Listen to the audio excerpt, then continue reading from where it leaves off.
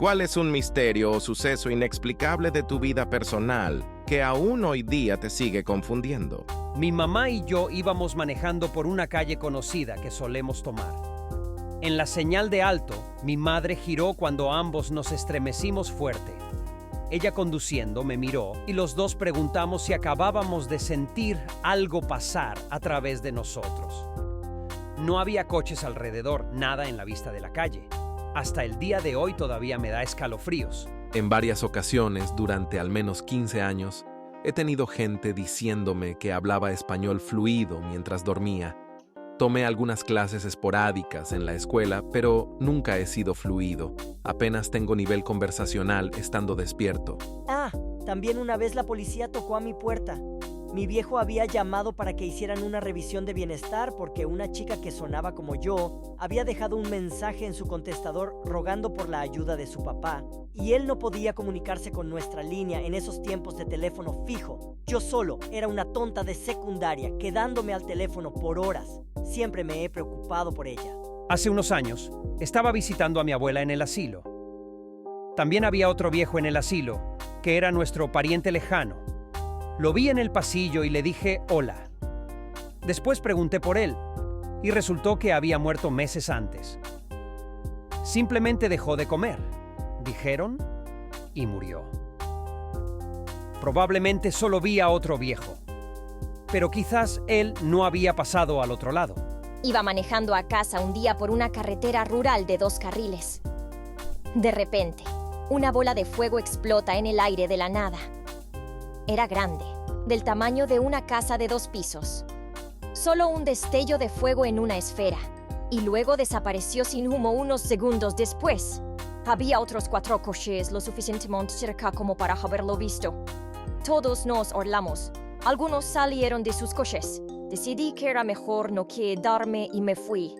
No tengo ni idea hasta el día de hoy. Me despertaba con manchas de huellas dactilares negras en mis brazos, periódicamente durante unos meses. Soy una persona muy limpia.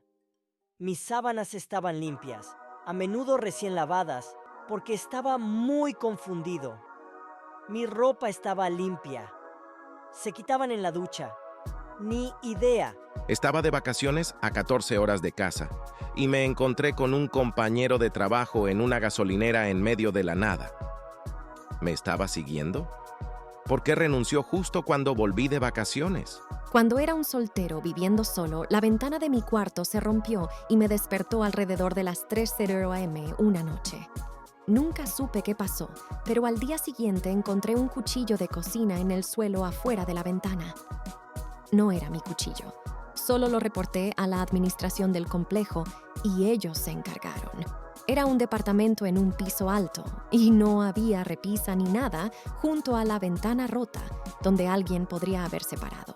Fui a visitar a mi hermana en las vacaciones de primavera un año y cuando volví mi mejor amigo se negó a hablar conmigo. Hablamos por teléfono unas horas en la mitad de mi viaje y todo estaba bien. Le pregunté a un amigo en común y ella dijo que tú sabes lo que hiciste. No tengo ni puta idea. Estábamos súper unidos y generalmente podíamos sacarnos nuestros trapos sucios. No era un amigo perfecto, así que no se trata de no aceptar que lo que hice fue mal. Realmente no lo sé y siempre me va a roer por dentro. Tuve a una ex que vino a mi apartamento que compartía con un colega que ella nunca había conocido. Mi compañero de cuarto tenía pesadillas sobre un tipo espeluznante. Mi novia se despertó a la mañana siguiente y dijo que tuvo un sueño extraño de que alguien entró a mi habitación anoche. Ella describió al tipo sobre el que mi compañero de cuarto tenía pesadillas. He tenido varios sueños que predicen el futuro.